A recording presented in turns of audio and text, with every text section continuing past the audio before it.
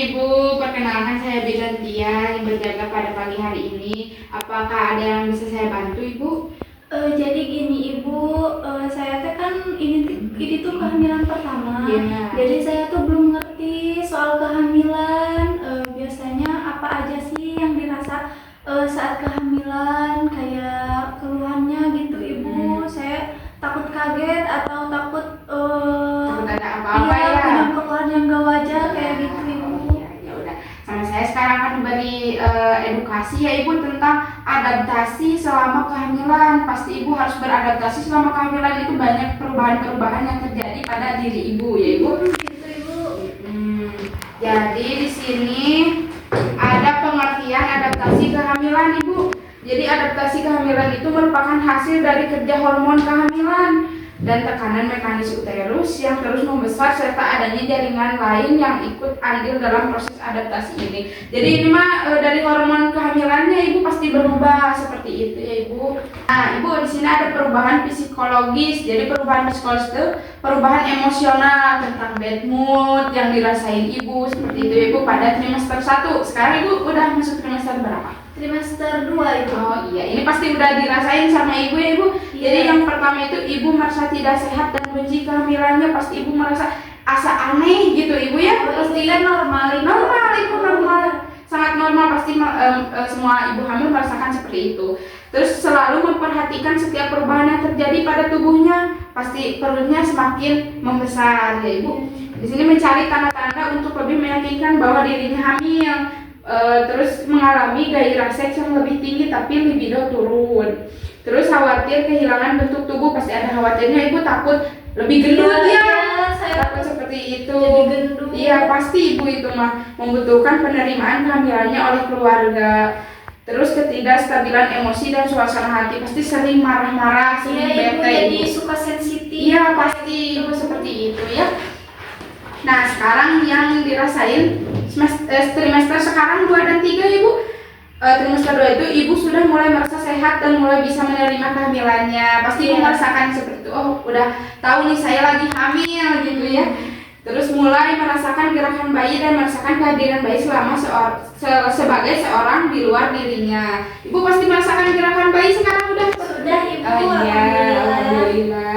Perut Ibu belum terlalu besar sehingga belum dirasa beban. Pasti Ibu masih bisa mengangkat beban sedikit-sedikit ya Ibu, kayak ngejemur baju, tapi jangan banyak-banyak bergerak ya Ibu. Ya, sok dibantu suami. Iya betul Ibu, bagus. Nah nanti trimester 3 ke depannya Ibu akan merasakan Ibu tidak sabar menunggu kelahirannya. Udah pengen cepet-cepet keluar nih si dede bayi teh ya. Ketemu. Iya pasti Ibu.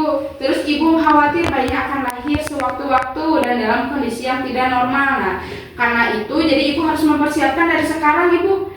Mulai dari transportasi segalanya ya Ibu harus dipersiapkan. Takutnya sewaktu-waktu bayinya keluar, pengen keluar gitu ya, bayi pengen lahir gitu. Terus semakin ingin menjudahi kehamilannya, pengen cepet-cepet tuh udahan gitu ya, hamil teh. Iya, sabar. Udah berat gitu, tidak sabaran dan resah pasti. Bermimpi dan berhayal tentang bayinya, nanti si bayinya bakal hidungnya kayak apa, pasti berhayal seperti itu ya. Terus aktif mempersiapkan kelahiran bayinya, mulai dari membeli baju, membeli peralatan, pasti udah aktif Ibu tuh pengen beli-beli sesuatu segalanya ya Ibu. Nah, terus perubahan fisiologis ini mah pada organ tubuh Ibu selama kehamilan. Jadi organ tubuh Ibu tuh bakal berubah. Yang pertama itu tanda-tanda perubahan fisiologis itu diantaranya yaitu pasti mual-mual. Ibu merasakan mual-mual waktu Iya itu? Ibu. Iya pasti Ibu. Sempet mual-mual. Sekarang masih Ibu? Sekarang udah nggak terlalu sih. Oh iya. Yang kedua itu frekuensi buang air kecil meningkat, pasti Ibu. Terus buang air kecil. Iya, itu teh kenapa ya Ibu? Karena si kandung kemihnya itu tertekan Ibu sama janinnya. Jadi pasti Ibu bakal terus-terusan ingin buang air kecil. Terus susah buang air besar, pasti itu mah susah. Jadi Ibu harus banyak makan serat, buah-buahan gitu ya. Terutama pepaya kan itu bisa membantu Ibu untuk buang air besar ya Ibu. Terus payudara Ibu terasa kencang Ibu, pasti itu mah. Itu teh nggak apa-apa Ibu. Gak apa-apa Ibu, normal seperti itu Ibu, normal. karena ada hormon ya Ibu. Iya. Ya, terus yang selanjutnya peningkatan cairan vagina sama pusing. Ibu suka pusing enggak? Kadang-kadang sih ibu kalau pagi-pagi. Oh iya pasti itu sama mual-mual ya. Iya. Nah ini selanjutnya ibu pasti kalau ada penyebab harus ada cara mengatasinya ya bu. Di sini itu ada cara mengatasi masalah perubahan tersebut. Kayak mual nih ibu, cegah bau-bauan yang merangsang. Terus harus makan sedikit tapi sering. Itu teh kunci dari ibu hamil ya ibu. Harus makannya sedikit tapi sering, itu nggak apa-apa. Lebih bagus seperti itu daripada tidak makan sama sekali. Yang kedua, sering kencing. Jangan menahan kencing. Kalau pengen buang air kecil langsung aja ke kamar mandi, itu jangan ditahan-tahan ya. Oh iya ibu. Ya, terus banyak minum di siang hari. Jangan sedikit minum di malam hari, takutnya mengganggu waktu istirahat ibu. Kalau di Jadi malam pengen hari. pipis terus. Iya, nanti ibunya kebangun terus ibu. Terus kalau misalkan susah buang air besar, ibu mengkonsumsi makanan tinggi serat kayak sayuran, buah-buahan, seperti itu harus dibanyakin yang seperti itunya ya ibu. Terus payudara kencang, ibu bisa mandi dengan air hangat atau mengompres menggunakan air es itu. Jadi ibu bisa malam hari ini dikompres pakai air es. Oh boleh ibu. Boleh ibu, nggak apa-apa gitu. Kalau misalkan ngerasa kencang gitu ya payudaranya. Nah selanjutnya ada peningkatan cairan vagina, ibu gunakan pakaian dalam yang nyaman, menjaga kebersihan vagina. Ibu harus sering-sering mengganti pakaian dalamnya ibu, minimal 3 kali sehari ibu. Terus kalau misalkan udah buang air kecil atau buang air besar, harus dilap ibu, dikeringkan ya pakai handuk atau pakai tisu.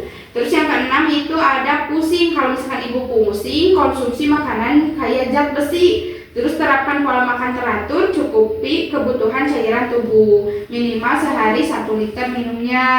Terus makannya harus teratur, gak apa-apa kalau sedikit tapi sering, itu gak apa-apa ibu, seperti itu. Nah udah ibu, apa ada yang ditanyakan ibu? Kalau contoh makanan yang mengandung zat besi itu kayak apa ya ibu? Makanan yang kayak zat besi itu kayak tahu, tempe, sayuran, kacang-kacangan. Sayurannya bisa dari bayam, kangkung, yang seperti itu ibu. Yang ada aja di rumah ibu, nggak apa-apa makan aja gitu. Jangan takut, jangan ada takut ini nggak apa-apa. Yang penting itu kayak serat, zat besi, protein yang seperti itu ya ibu. Iya baik ibu, terima kasih banyak. Sama-sama ibu. Sangat bermanfaat sekali Ya, ibu. amin ibu. Semoga bermanfaat bagi ibu sama bayinya Iya ibu. pasti ibu. Lancar-lancar ya ibu nanti lahirannya. Amin, Ibu. Sehat-sehat dari bayinya sama ibunya ibu. Baik ibu, kalau gitu saya pamit ya ibu. Ya, Ibu. Terima kasih banyak. Ya ibu, sama-sama. Tomorrow, the next day.